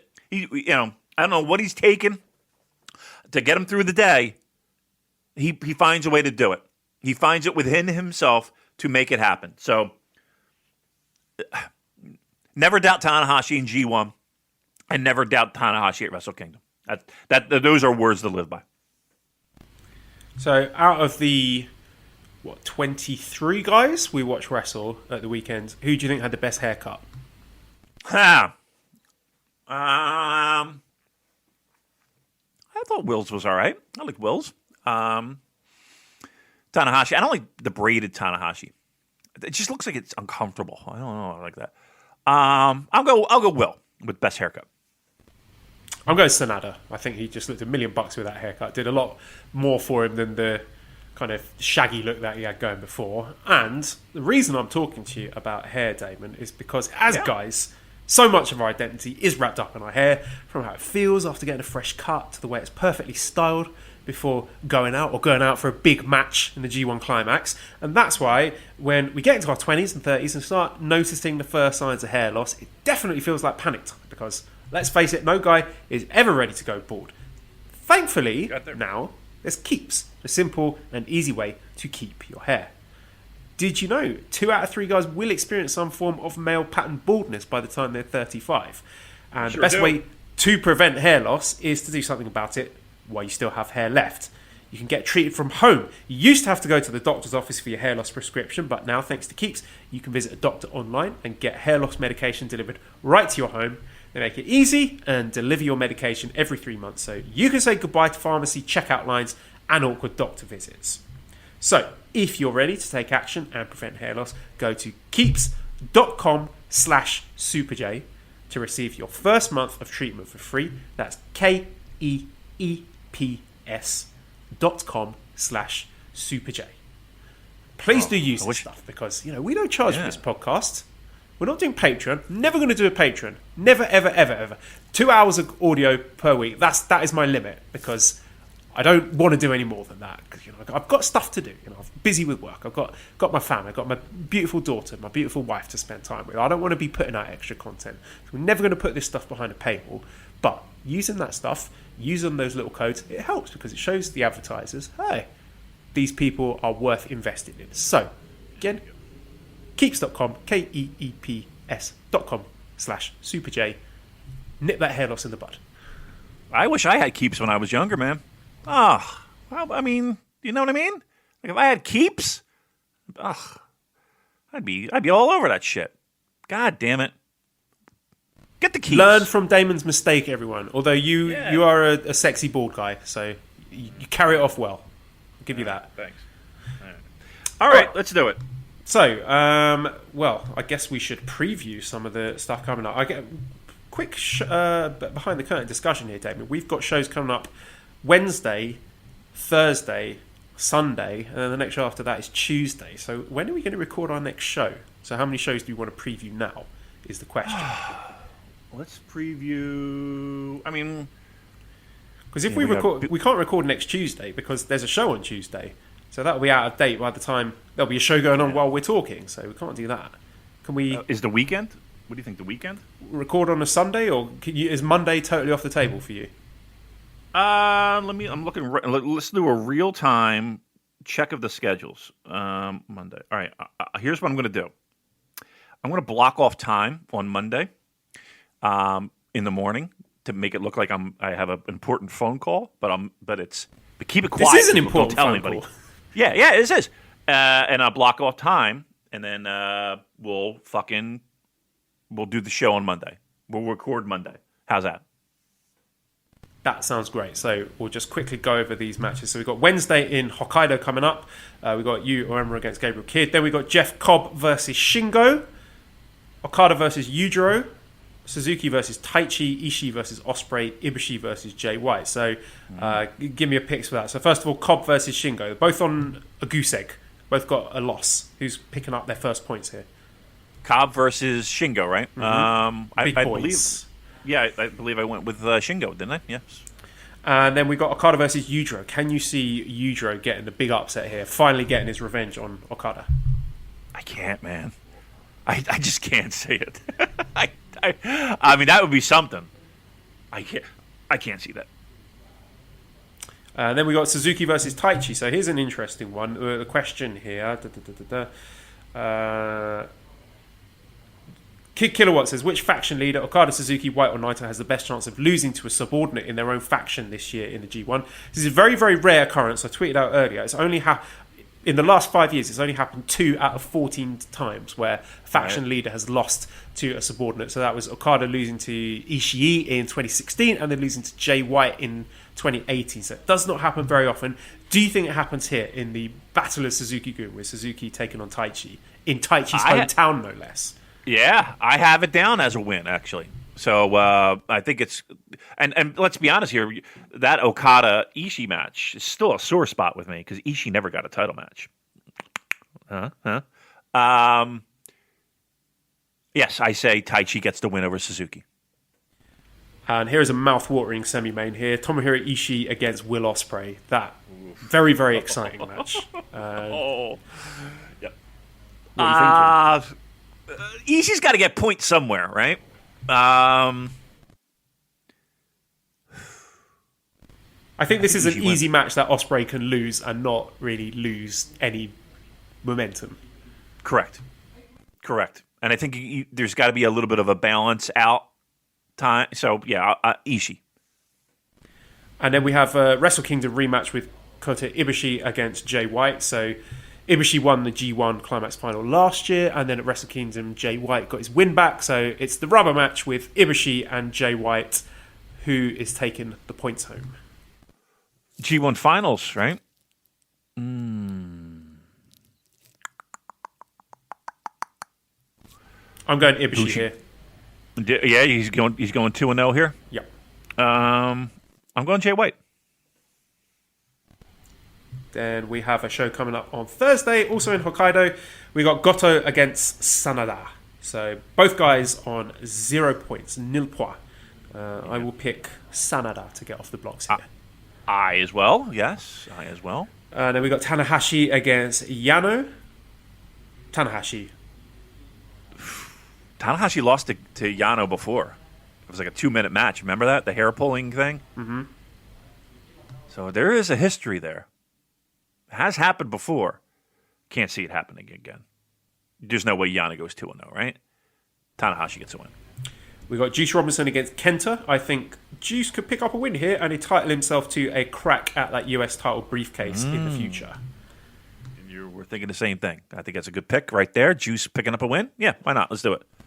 Then we have Yoshihashi against Evil. Again, very tempting to go for the upset babyface win here for Yoshihashi.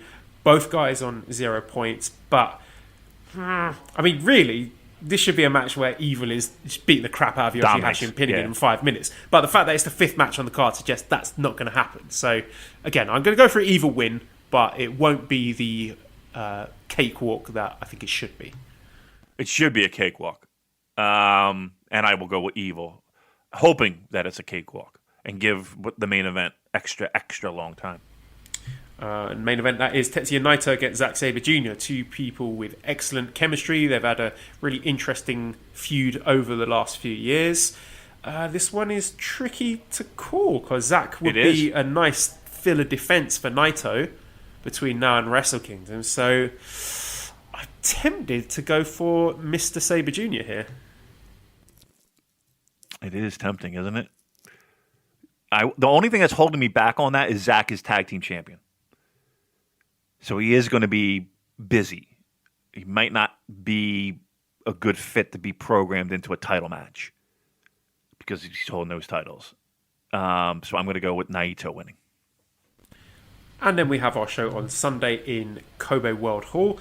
We've got Tsuji against Gabriel Kidd. And then in the A block, we have Taichi versus Yujiro. So a lot of shithousery here, we can imagine. Who are you picking? I had Yujiro getting his first win. It's an interesting one. I guess it will depend on the outcome of Taichi Suzuki, because could Taichi come off a big win over Suzuki and sort of solidify himself as possibly the guy to take over from Suzuki in that faction, and then maybe Yujiro scores a cheap win over him, and I don't think that would hurt him too much. Then we got Jeff Cobb versus Minoru Suzuki, which very interesting match. Yeah, I'm looking forward to that one. Gotta keep that one short though. That one's got to be short. It's got to be hard hitting, short. Don't let this go 15 minutes. Suzuki, I'm going with. Fourth match is Kota Ibushi against Tomohiro Ishii. They had a tremendous match in the 2018 G1 Climax. You expecting more of the same here? Oh, yeah. I hope. Ibushi win. But yeah, that's one I have circled to be great. Right? I'm expecting greatness out of that one. And then more greatness in the fifth match. Rematch of last year's Best of the Super Juniors final. Will Ospreay against Shingo Takagi. I expect Shingo to get his win back here. What a match, right? This is going to be a good fucking week for pro wrestling. This is going to be a good, fun week for pro wrestling. Boy, I'm on the fence. It could be Shingo. But then I would have Will... Would I have Will losing 2 in a row? I went Will, I think. I think I went Will. And then the main event, Kazuchika Okada against Jay Whitehall. So this, I think, could be that turning point match for Okada where, maybe if he fucks up against Yujiro, this is the match where things are not going well and Jay White just won't tap out to the money clip. That if this is storyline, Okada's like, fuck it, and just knocks Jay White's head off with a Rainmaker. But I don't know, because as I've explained before, this Okada thing has just left me somewhat flummoxed. So how do you see this one going? Personally, I think this is a win for Okada. Yeah, I mean, I don't know if Okada gets a loss against Yujiro, right? I think he's got, to me, he wins that match. If it plays out that he loses, I could definitely see that being, the turning point for Okada.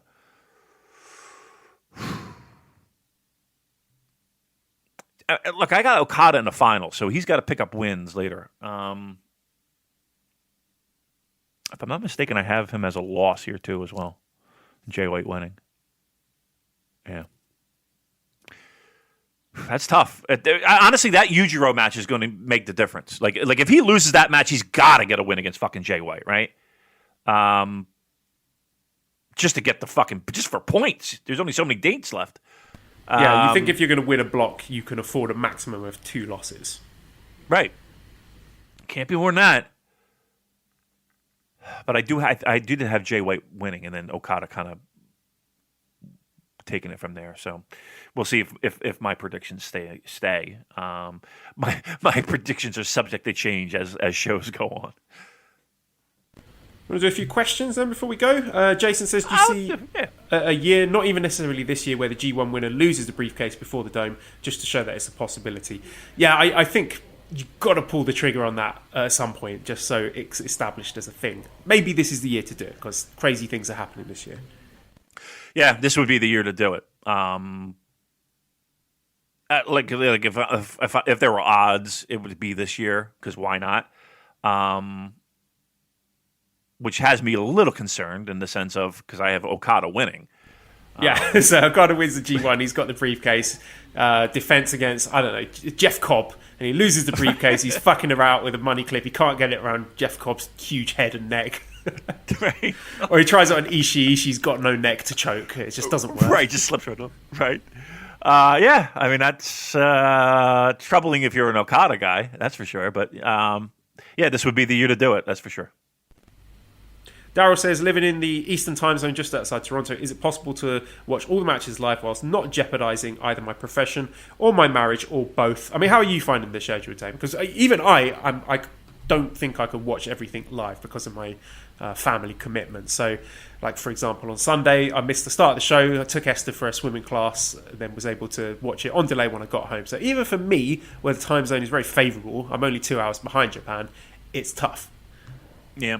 It's a commitment. I mean, we always talk about the G1, it shows every night, in the middle of the week, Tuesday, Wednesday, Thursdays, just about every week going into October. I'm East Coast as well. So here's what I do. For the shows that start like super early in the morning, like 2:00 in the morning, I'm not waking up. When I wake up, do not go to your phone. Do not take a piss, get something to drink, sit in front of the fucking TV, and that's the first thing you got to do. Like, you just got to let people know that I just got to get through, give me an hour, go do whatever you want to do for an hour, whatever that it is, but sit and watch these and get it done. Because if you wait, like in the afternoon, you're going to get spoiled. I'm just saying it from experience. But these shows coming up this week, they start at like 5:30 a.m., which is not terrible. If I'm usually getting up 6:30, right? 5:30 is not terrible. So 5:30, I mean, I got the TV in the bedroom, so it's, but 5:30 my wife wakes up. So she goes downstairs and does fucking yoga and whatever, her exercise class and shit online. Boom, right on. The remotes are right next to me. Just roll over, pop on, and we're watching G1. So the 5:30 shows this week you can do. And I would highly recommend it because here's the thing. Kids aren't going to be up. Even the missus might still be asleep. There's your opportunity. So a little bit. You got to get up a little bit early, but that's what I would do. Bash says, are you used to Japanese commentary now? Sometimes the odd English word cheers me up with the chants being said a lot. I really enjoyed the ZSJ chant that was going on in the Evil match. That did put a smile on my face. I love them. It's, again, I don't understand everything that they're saying, obviously, or much of what they are saying, but there is an energy that you get from the Japanese commentary. Look, I love Kevin Kelly. I think he does a tremendous job. But that being said, there is something you got to catch these shows when they happen. I can't wait 3 days to watch a fucking show. So taking that into consideration, I've always watched the Japanese commentary anyway, so it's really not a big like. I don't. While I do miss the English commentating, it's not a deal breaker for me. Louis says, with both nights of the A and B block behind us, how do you think the wrestlers who worked a really fast pace, all-out match for their first match will make it for the rest of the tournament? So, do you worry that, for example, a Tanahashi or a Naito might sort of have to tone it down a bit for the rest of the tournament? That's why you have Yano. That's why you have Yujiro. That's why you have spots in there where you can do that. Yes, I mean it's just occurred to me now you've mentioned it. It's not a coincidence that Tanahashi is facing Toru Yano in his next match. Right. I mean, I don't want to say it's a night off, and I don't mean that as a disrespectful comment, but it's a night off. And also, Zack Sabre Jr., that's a sort of relatively low-impact match because Zack's not a guy where you need to be taking a load of flat-back bumps. So, again, looking that we've got Tanahashi versus Yano and then Naito versus Zack, that's there for a reason. Correct. Absolutely correct. So while, yes, it is grueling, don't get me wrong, and the people that are in G1 know the physical demands that it takes. I remember hearing AJ, I may have even talked to him about this, about his physical conditioning before G1.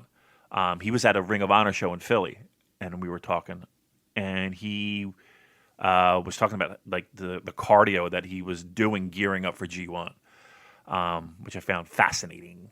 So they know. I mean, they know the grueling schedule it is, but yeah, the schedule is kind of mapped out a little bit for a reason, which makes it even more fascinating that they're able to pull it off. Yeah, absolutely.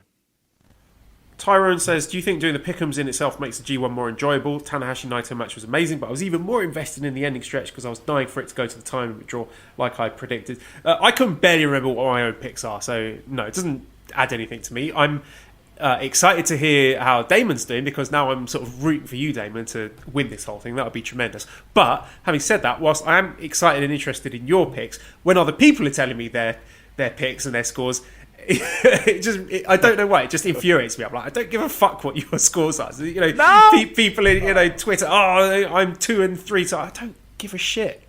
I kind of dig it. I dig that element. Hey, listen, we got my bookie, right? And so I do like putting a couple bucks on a game or two, and it does make it a little bit more interesting. So yeah, I kind of dig the points things and seeing where people are and if I'm beating this particular person or whatever the case may be. So I do kind of, I know I'm going to shit the bed at the end of the day. So don't get on this bandwagon too hard. But yeah, I do enjoy that element a little bit. Yeah. Okay, well that'll do for today. All right. Thank you as always to our sponsors, MyBookie and Keeps. Use our promo code SuperJ to keep that going.